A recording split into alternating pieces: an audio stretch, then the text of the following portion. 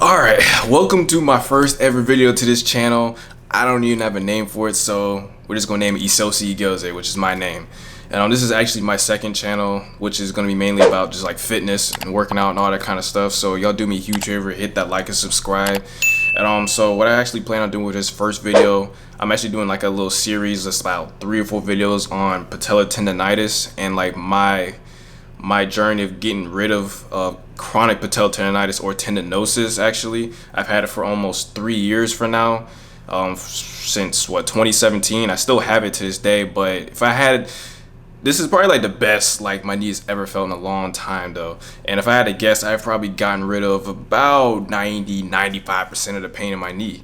And which is a lot because it was just terrible. And so with that being said, for this video I'm pretty much gonna be talking about like what patellar tendinitis is, my athletic background, like how I got it, like how it's affected me like physically and mentally as well, and like some exercises as well, but I don't think I'll cover that until the next video, and also some like do's and don'ts with patellar tendinitis.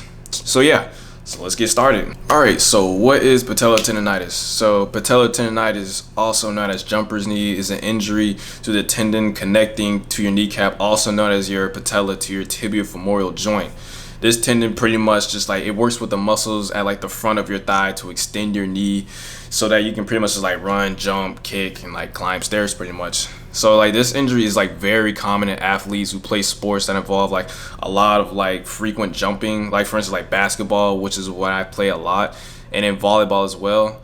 But you don't also have to like participate in like these sports just to even get patellar tendinitis. Well, going off of that, like I have like a pretty, I guess you could say like a solid sports background.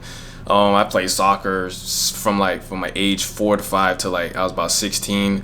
I mean, yeah, that's a very long time though. And then I also played like football and basketball as well for a little bit. I actually started those sports very, very late though. But I think really I started really getting into basketball probably when I was like 17 or so. Then going on to college, I was playing basketball like very, very often, and then the same with football as well. So I go to like a small college, so you know, like our very, very most popular sports is like intramural sports. So we have like intramural flag football and basketball as well. And we do like a lot of pickup basketball. And then so like going into college, I was playing it like almost every day, mainly basketball. I was playing basketball like almost every day pretty much. And football was just kind of like a seasonal type thing. We'll probably play that like twice a week. So I was playing football twice a week, basketball like almost like every other day that I wasn't playing football pretty much.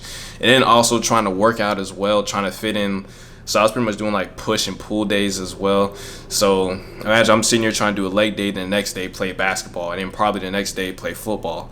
And you know, so that kind of stuff was just taxing on my legs, or just really on my body pretty much though. So you can kind of see like where I could have possibly got tendinitis, you know, not having like not enough rest for my legs, doing like a lot of jumping, and then trying to work legs as well. And then like I was just starting to work out as well. So, you know, I'm sitting here new to doing like movements like squats. Well, not like the actual movement of squats, but like squatting with like weight, I guess. And then so my form wasn't really the best, you know, so you know, and I kind of like, I joke around, I blame my friends, like, y'all really let me squat with like that kind of bad form and stuff. And I feel like that also was like a pretty big factor into me getting tendinitis as well. So I actually did not get patellar tendinitis until around the beginning of October of 2017. And this was 2 years after I got into college. So this was my junior year of college. To this day, I still have patellar tendinitis. And so the summer prior to that fall semester, I could pretty much say that I was going heavy in the weight room, primarily focusing on legs, with one goal in my mind, was just to be able to dunk on a 10-foot goal. And yeah, I know it sounds crazy, but you know, for my height at 5'9", I feel like I had to put in like a lot of work in to be able to do that. And I was like, that summer, I'm just sitting here looking at a bunch of YouTube videos, all this kind of stuff, trying to like increase my vertical. I'm literally working legs like 2 or 3 times a week, or just really doing something lower body related 2 or 3 times a week. And I feel like I was putting my body or my legs doing like an amount of like workouts just to be able to achieve this. And I mean, it's like kind of like at like the cost of having bad knees.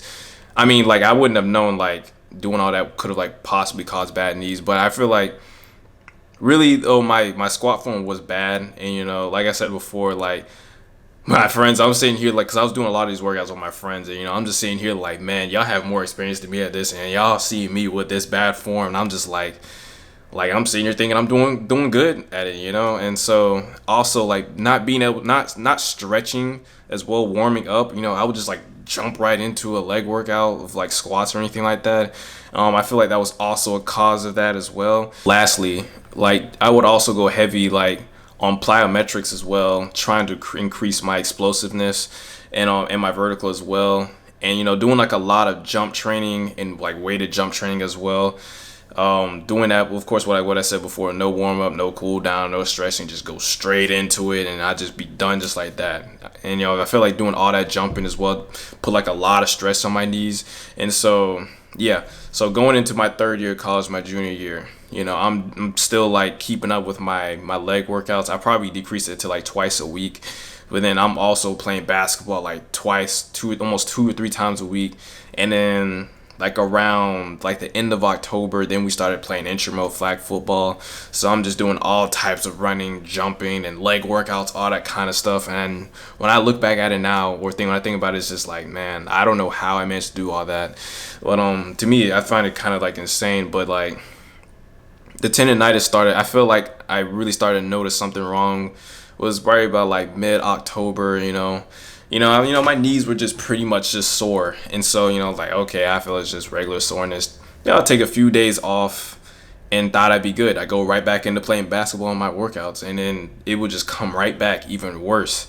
And so then I was like, okay, maybe I'll just take an even longer break, and then I go right back to workouts, and it'll just get worse. And then when I really knew something was wrong is when like I'll just be like, and it starts to like affect like your everyday life pretty much, like trying to walk up and down the stairs, my like left knee was just like killing me, and then trying to walk to class because it's a small campus, so everything's walking distance. So walking to class, if I put pressure on my leg in like a certain way, it just gives out, and I'm just like, I have no idea what is going on. I'm sitting here looking around, just like, did anybody just see that? Like, I'm just like, man, let me just keep going to class. And that's when I realized, I was like, yeah, I think something is really wrong with my knee. Like this didn't seem kind of normal with me. And like sitting in class, my knee would just be on fire. Like our desk, we wouldn't have like a lot of leg room, so my leg was like at like let's say like a 90-degree angle, I guess, and it would just hurt so bad. Like I just could not concentrate at all, and then sleeping as well, just terrible. Just going to sleep, and it's just my knee is just hurting so bad, and I'm just like, I don't know what is going on, man. So then I just kind of looked it up on, like, I googled everything that was like kind of like just going wrong, and I pretty much just, before I even like went to the doctor, I just like, okay, I guess I really have like patellar tendinitis. I just self-diagnosed myself until I went home to go to the doctor, which then they would tell me the same thing. So I mean, whatever they told me, I kind of already had like a good idea of. But like what I said before, it really like mentally, it could really affect, like it really affected me like bad, like just not being able to concentrate, because I am in just a constant amount of pain. Like even when I'm in class just trying to do work or trying to listen, my knee is just hurting, and it's just like it got to the point where it's just like I really just couldn't do anything, couldn't play sports, none of that. But I still really didn't like let that like stop me from doing it, which was like a terrible thing to do. And which is why it got extremely worse. And now I still have patellar tendinitis to this day. It's something that you could like get rid of in, let's say, like 6 to 8 weeks maybe, with like proper like training and all that kind of stuff. But no, I like 3 years later I still have it, and it's just terrible. All right, so now I'm gonna be pretty much going over the do's and don'ts of patellar tendinitis. So very important, give yourself an adequate amount of time to rest from like physical activity, like working out, playing sports. Let your body do its job of repairing those damaged tendons. And if you continue your regular workout session or any physical activity, it will stop the process of healing the damaged tendons, and it's going to damage it even further. But at the same time, do not give yourself too much time to rest, as damaged patellar tendons, they don't simply heal on its own. So it can be a pretty complicated process. But so yeah, if you like leave it untreated, it's gonna lead to the weakness of the quads, and it's gonna make like doing daily activities like walking up the stairs or just walking period, it's gonna make it pretty difficult. So to keep that from happening, you would need to implement the right amount of rest and training in order to beat patellar tendinitis. So doing like strengthening exercises with little to no weight for about 2 to 3 times a week would suffice. And also make sure to warm up and stretch before and after. That would definitely help so much. But very, very important, ice your knees. Ice them 15-20 minutes, both knees. If you can do it for more than once, like twice or 3 times a day, that's great. Ice your knees is just very, very important.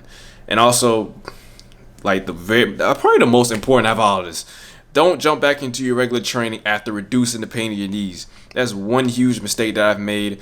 Doing that, is going to reset your progress, especially if you hurt it again. The pain could even come back strong. The pain's going to come back even worse. It's happened to me. I'm sitting here thinking I'm good to go. Me's feeling a little bit better, but I'm just ready to get back into playing basketball and stuff, working out. As soon as I did that, boom, pain comes back even worse. And I'm saying you're like right back down to zero. So very, very important. Just don't jump back into training. Make sure you ease your way back into it. All right, so that will pretty much wrap up part 1 of my patellar tendinitis recovery series. Stay tuned for part 2. I'll pretty much be going over like exercises. That's going to be like the main thing about it. So stay tuned for that. I hope this video helps any of y'all that are suffering from patellar tendinitis just like I am. And make sure you leave any comments for any questions, concerns, or if I left out anything important or if I got anything wrong. I would love to know that. So yeah, hit that like and subscribe if you are new. And I'm out.